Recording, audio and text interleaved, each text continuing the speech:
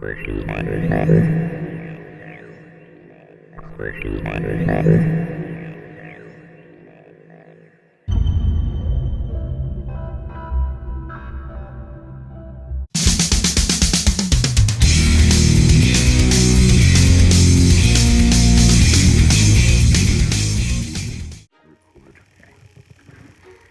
guys, on this edition of the special in our series on Glenn's handcuffs, this is a special series where we're featuring Glenn's handcuffs from his private collection, which is a phenomenal collection. We thought that we would show items in his collection that I don't have. And on this installment, we're going to be looking at some oddball British cups.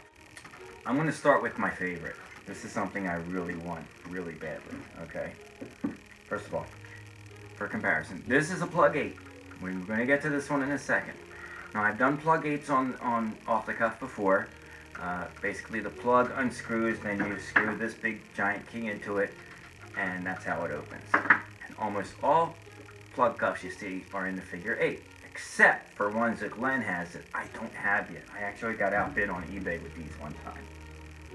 Look at these. These are plugs with a chain linkage in between. It's got the standard swivel, just like other Darby handcuffs, but it's 2 single plug cuffs, not in a figure 8. These are cool. These are Fitzwilliam Son, right? Fitzwilliam Son, and like Glenn pointed out, there's always something just a little off kilter with these guys. Either the connecting part here is off center, or sometimes the hinge is a little wacky, just a tiny bit. They never actually are symmetrical, really, which is fine with me. I can just picture the blacksmith or the guy making them. It must have been really difficult to actually get perfect symmetry in these things. Just like your standard cuff, plug cuffs. There you go. Actually locked it a little bit.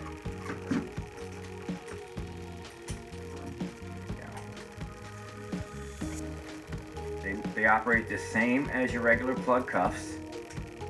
That's to say that this little plug part screws into the keyhole, and basically what you would do is the plug, I'll show you one in and one out. Okay, that's what the plug looks like in, and this is out, and it just screws in with the little forked end of the key, just like a standard plug cuff. Okay, but the cool part is the chain. Like I said, these are about 10 times rarer than the plug 8 cuffs that you find normally. And finding them with the actual plug, just like it's you hit the jackpot with that. So they operate, like I said, just like the standard plug cuffs. We'll tighten these guys up. You turn the key in one way, okay, and then it goes in a bit, and then you continue, and it engages the other spinning wheel part of the internal mechanism. And to withdraw it, you got to bring it up a little bit, unscrew it the other way. I'm going to take the plug, put the plug in. Oops, sorry, I'm going to put the plug in. Don't lose the plug because that happens a lot. And just tighten it all up. Just like that. But I mean, these are really, to me, these just scream revolutionary period, even though they came a little bit later. But this is like if you see movies about the American Revolution, this is what you picture that those Brits would put our boys in, the POWs. Okay, sorry British friends, but we won. Here we go. Okay, so these are Fitzwilliam Son. They have the stamping on it. It's a little bit difficult to see, but take my word for it, they do have the stamping. It's also Hyatt made these. Pretty much every handcuff manufacturer in England made all the different variations. It's just for some reason the ones on the chain are much more difficult to find. Now while we're on the subject of plug cuffs, take a look at Glenn's other ones. These are Hyatt. Yeah, it just says hard there. And Hyatt over here. Okay. And what makes these unusual is that unlike, I'd say, 80–90% of plug handcuffs that turn right-handed. You turn it right-handed to get it open to the right. These are the opposite. You have to turn these to the left. Check this out. I'm turning it that way towards the left, or I guess we would say counterclockwise. Goes in a little bit more, just like even the Fitzwilliam Sons, they were a right-handed thread on the key. These are left-handed. And the only way to find out if you have a left-handed pair is to actually open them up with the key. Okay, you got to be careful. If they don't go, you don't want to strip it. You know what I'm saying? It's like you're turning, just like any kind of lock. Even though these are pretty hefty, you turn it the wrong way, you're going to screw something up. But the left-handed ones are much more difficult to find than the right. And they operate exactly the same way. It's just boom, the key just happens to turn in the opposite direction. There we go. It's got the same spiny needle protrusions there and a little fork that fits in the plug. Close that up. But it's really, like I said, it's really difficult to tell the difference between these things without them in your hand. Like, you can't look at a picture and say, oh yeah, those are left-handed thread. You have to actually physically open them with the proper key to find out. So those are the left-handed plug 8s. I guess these are from, 1800s, just like most of them. Although they did make plug cuffs all the way up until like the 1950s. Let's take a look at a different kind here. These are Craddock & Sons. These are the Boer War style, which is just, they're thicker. We've covered these before on Off the Cuff. They're much, it's like the granddaddy. It's like a plug 8 on steroids. But what I like about these ones, and they operate exactly the same, there's the plug on it. There's something different about these. For one thing, we know exactly when these were made, because unlike a lot of them, they actually have a stamp of the date 1943 right next to the name of the manufacturer there. Okay, they're pretty heavy. There's a little spike inside that was meant to make it difficult to open these with anything other than the actual key that it came with. These things just take forever to open. Okay, see the spike? Right there, the other cuffs didn't have them, if you noticed when I opened them up. I didn't point it out at the time, but they just didn't have them.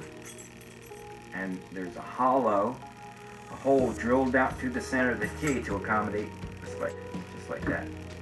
And it just prevents any other objects being forced down into the lock to spin the mechanism to open it. There's like a little spinning wheel in there, is what I call it.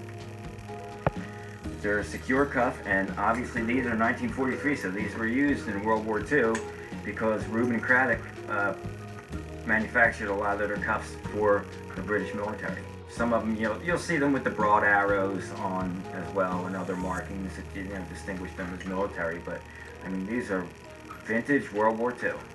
How cool is that? So we covered the plug cuffs. Now we're going to go to, let's do the little guy. This is a little teeny tiny end lock made by Hyatt. Screw key, just like the handcuffs. But look at the size difference. These were never intended as handcuffs. They were used as padlocks, and on some restraints they would use them as end locks for like wrist caps and different things like that.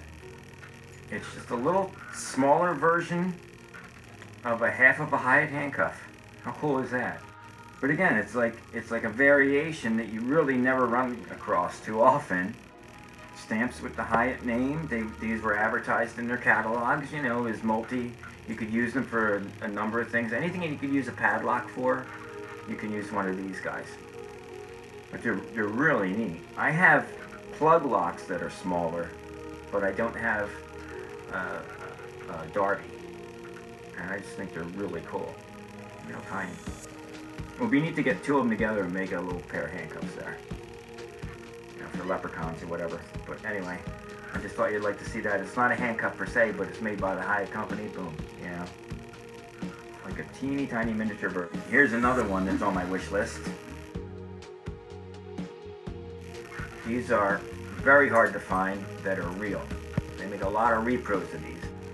They made a lot of reproductions, and they still do in India and different countries, but you can tell the difference because they're total crap. And these are real. They're also stamped Hyatt, so that's how we know, British made. These are the flexible Darbys. They came in two different types. They came in the regular standard screw key, you find on all your Darbys, and they also came in a Sheffield pattern, which is even rarer. These are very hard to find. This is only the second pair I've actually held in my hands. And some people call these like the alligator cuffs because it's segmented like that, like kind of like one of those toy snakes you get when you were a kid. You have no idea what I'm talking about. But they used to sell these toy snakes that were segmented like this, and you wiggle it a certain way, it looks like it comes to life, and you just use it to scare the crap out of your teacher. These probably were mid 20th century, but they did make these vintage. I mean, these, were made as early as the 20s, if I remember right from the catalogs I've seen. And the reason that they are rare is because they didn't make that many, because the police just plain old didn't like them. They said it was weird that when you were going to arrest somebody and put it on their wrist, you had to kind of line that up, the tail end to get it in. It looks like it would work, but it really doesn't. It's really more of a hassle than you'd want to deal with when you're handcuffing somebody, okay? And it was just meant, I think, to, just give a little more comfort to the person in the cuffs, but those aren't the people that buy the handcuffs. The police are the ones that place the orders with the company, and if they don't order them, they're not going to make them anymore. It's as simple as that. And they just stopped making these flexible. But they are really cool, and collectors love them, and I really want to get a pair of these someday. I think the other pair I held was at an auction one time, and they were a little bit thicker, just like Hyatts. They came in different sizes and whatnot. These actually are stamped a number, Hyatt. It says patent 76. That's not the year. It's not 1876. But these are the Hyatt flexible. Same swivel assembly. Same everything as regular Hyatts except for this here. Okay. That's cool. I mean, as soon as I get a pair of these, I'm going to sit for hours and go, whoa, that is awesome. So that's another one on my wish list. Other people call these watch bands too, because they look like watch bands. Hyatt also made cuffs on the same line as Peerless. When Peerless was getting very popular, these actually stamped the Peerless handcuff, Hyatt England. And there's the way to tell the difference between a standard Peerless. Obviously, they have the chain link. These have a Hyatt swivel. So the Hyatts love those swivels.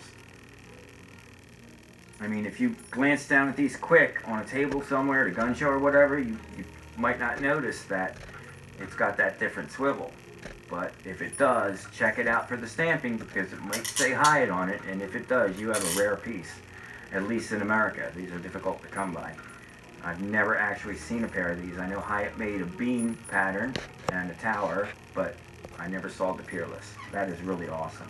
Another feature of these Hyatt Peerless ones is, well, they take a regular, what you'd see the Peerless key, got the little double lock pin, right?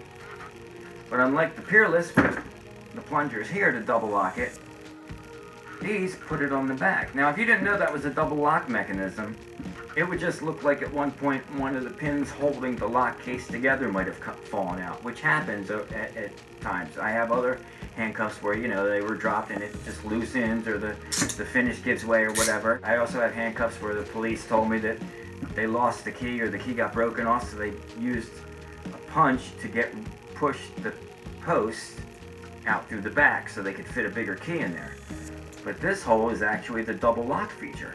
And it's a real unusual place to put them on, because you're going to have to, manipulate the guy's wrist and say, oh, could you move that way a little bit, and stuff like that. But it's really neat. It's really, I don't know off the top of my head of any other cuffs where the double lock is just a teeny tiny hole in the back. But that's pretty cool. Okay, and finally, these are the cool ones. Check this out. These, at first glance, look like the M&C or Reuben Craddock also made similar ones that were a false backstrap. And it's just the way that they manufactured the handcuff. But these are real back straps. And the cool part about it, and it's something I've never seen on it, is it's stamped, double stamped. It has Hyatt, has MC, and the date 1901. It's the Triple Crown. I mean, so you know exactly when this was made. So these were made like towards the end of the Boer War too. And we know that they're real back straps. There's another stamp, you know, the number that most of the Hyatts came with. So they were still using the back strap principle as late as 1901. We definitely know that. And so it's also stamped Hyatt Birmingham. So we also know where they were made, obviously. But the back strap is, as I talked about before, this piece of metal is like a tongue, goes through the hinge, and they just hammer it down. Very solid cuff. It's a little bit wider than normal Hyatts, because whenever they did with the MC, it was always a little bit wider. And these also have the broad arrow mark in different spots. There's also, looks like a number 1. Yep. So we have different numbers on these things. We got, you know, 9 and 1. It says Hyatt. It has MC. It has 1901. There's like a whole encyclopedia on these cuffs. Number 2 on the lock tube.